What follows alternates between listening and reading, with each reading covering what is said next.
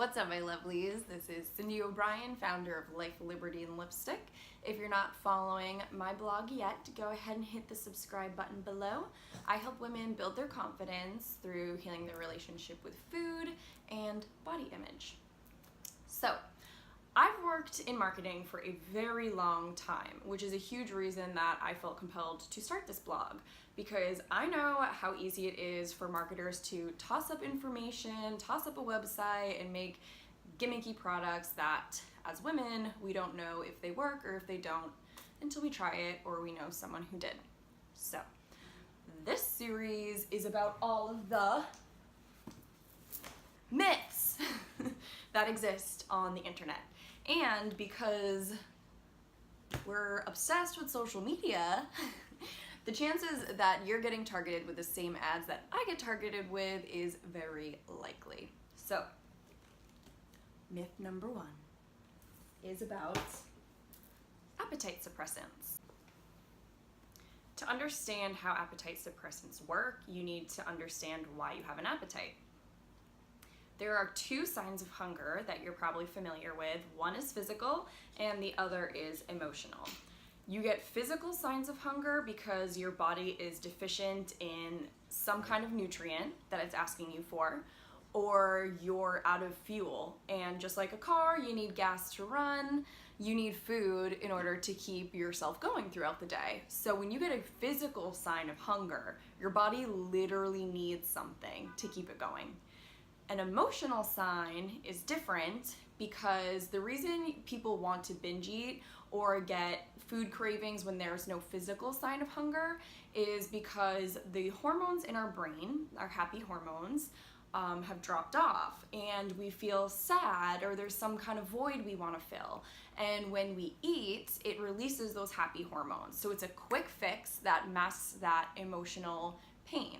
Basically, your body or your mind is asking to feel something different than it's feeling at that moment in time. I'll give an example of before I became in tune with my body and intuitive eating or mindful eating. I used to eat Chinese food with my dad. I loved it. We would do it every Friday and I would just stuff my face with all different like fried rice, and my weakness is crab ragoons. I still love them. But I would eat like 7 of them. I know. 7. I couldn't stop. And I would stuff myself to the brim. But for some reason, a few hours later, I was still hungry.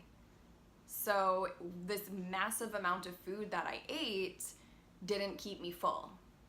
It seems weird, but I'll tell you exactly why. Because these foods are not nutrient dense. So my body was digesting them, and then my body was actually still starving because it didn't have all the nutrients it needs for my hair, for my nails, for my skin, and to power me through the day. So I had these huge energy spikes. My blood sugar levels went through the roof and my body absorbed all the crap and tossed it out the window, and then it dipped. And then my body again is like, hey, I still can't run with all this garbage you just threw at me. It's literally not even edible. So then it would ask me for more food. So that's why if you're not giving yourself what you need, your body's gonna keep asking for it. So emotional signs of hunger, we'll cover this, is basically something in the outside world is bothering you. Something is wrong and your mind or your emotions are trying to tell you, hey, there's something in your world or in your circumstances that you need to fix because I'm not happy. And a lot of people think that emotions are bad. We're taught, don't be emotional, don't be too sensitive, like that's too girly, don't be an emotional woman. But if we're just pushing down these emotions, they're still there. We're not feeling through them and we're not listening to what they're trying to tell us. And if we just adjust something in our outside world, we wouldn't have these feelings of sadness that we want to eat to solve instead of working through the problem. So those are the 2 reasons that you're feeling hungry. Now let me dive into what appetite suppressants do. Basically, you take a pill, you spray, you drink, whatever your appetite suppressant of choice is. Right now, the big one is these lollipops that are something like 35 calories a lollipop, and then you feel full and you don't have to eat. What these products are doing is they're throwing your chemical balance in your brain, your hormones, out of whack to trick you into thinking you're happy when you're not. They're releasing serotonin in your brain. So you're getting rid of that emotional desire to eat, and it's making you think you don't have these cravings that you actually do. The reason I'm not a fan of this is because of a few things, but I'll start with the fact that it kind of kills your connection to your intuition. So like I just said, you're supposed to pay attention to your emotions. Life's not always sunshine and rainbows. We can work to try and get in that direction and be as happy as we can, but in order to make your life positive and to change your surroundings, to be around things that make you happy all the time, you need to get rid of the things that are causing your sadness. So if we're just masking our emotions and just shutting them off, whatever that problem was that existed in your world, it's still there, hun. So unless you want to just shovel appetite suppressants into your face all day to keep you happy, your problem is still there, and once they wear off, you're faced with it again, and guess what? You're probably going to binge eat later. Hate to break it to you. A lot of these appetite suppressants have actually been banned in a lot of countries, including the UK. A reason for that is when we screw with our hormones, the way your body naturally releases them, like it's supposed to, gets all out of whack. So now when your brain is supposed to be releasing those happy hormones, the serotonin in your brain, it doesn't know when it's supposed to do that anymore. It doesn't know when to fire, and it becomes reliant on this substance that you were taking to release those happy hormones. So a lot of women have reported that after they went off of their appetite suppressants, they had an increase in depression, because your brain is no longer doing it naturally, it's reliant on this substance. So you can see that this is really backfiring on women. There are a lot of studies that found that it was causing non-fatal heart attack and stroke. If you can't tell, I'm extremely biased, and the reason I have this bias is because I am a woman who has struggled with eating disorders in the past, mainly throughout college. A lot of women experience this in high school. I was a little later to it.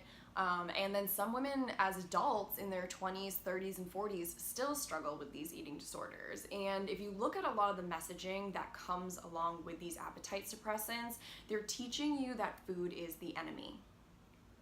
And they're also teaching young girls not to eat.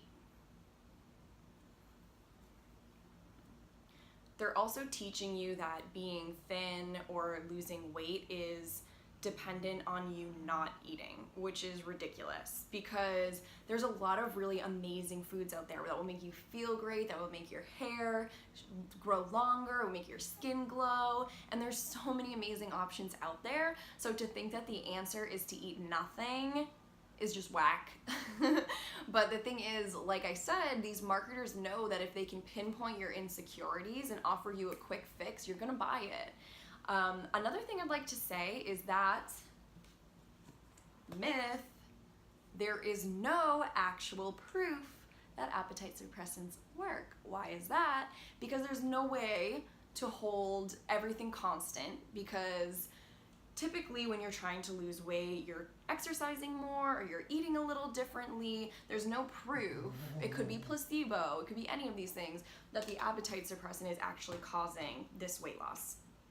A lot of the women that I work with also tell me that they feel a loss of control over themselves and their actions, and by taking an appetite suppressant, you're basically giving credit to this pill. That was the reason that you were able to have any kind of self-control, whereas all of that power is within you, and you have total control over your life, over your emotions, and over every single action you take. It's just a matter of learning how to tap into it. And if we circle fully back to what I talked about before, appetite suppressants are killing your connection to your intuition. And your intuition is what's going to help you with intuitive eating, with mindful eating, and really tapping into those emotions in order to adjust to the surroundings around you. So this is a hamster wheel product, okay?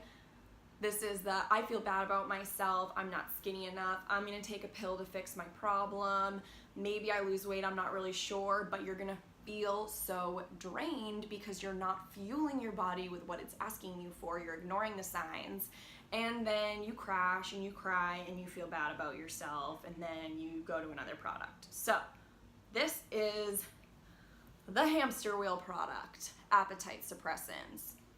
That's my advice. Take it or leave it. Thinking caps are on, girls. Make your choice. If you want to do something that works and is not a myth, again, the power is all within you. I created a program on healing your relationship with food. It's called Eating a Love Story, because you don't have to stop loving to eat. I love eating, and you should too. Every woman should get to love to eat and get to love their body. Okay, I'm gonna take my thinking cap off because it's exhausting doing all this thinking. The very last thing I want to mention, if you made it this far into my video, I have a free mindful eating meditation on my website. So if you go over to lifelibertylipstick.com, you can download that meditation and it will help you eat more mindfully. That is not a myth. That is tapping into your intuition and the power within you, because it's already there and you don't gotta buy the damn gimmicks. Myth number 2, look out for that video. And if you have any questions, you can write to me, you can comment below, you can like the video if you want more of this, you can give it a thumbs down if I'm talking nonsense to you, and you can always disagree as well. But I don't think I'm wrong. Okay, well, if you haven't yet, subscribe, show me some love. Love your body, love yourself, love food.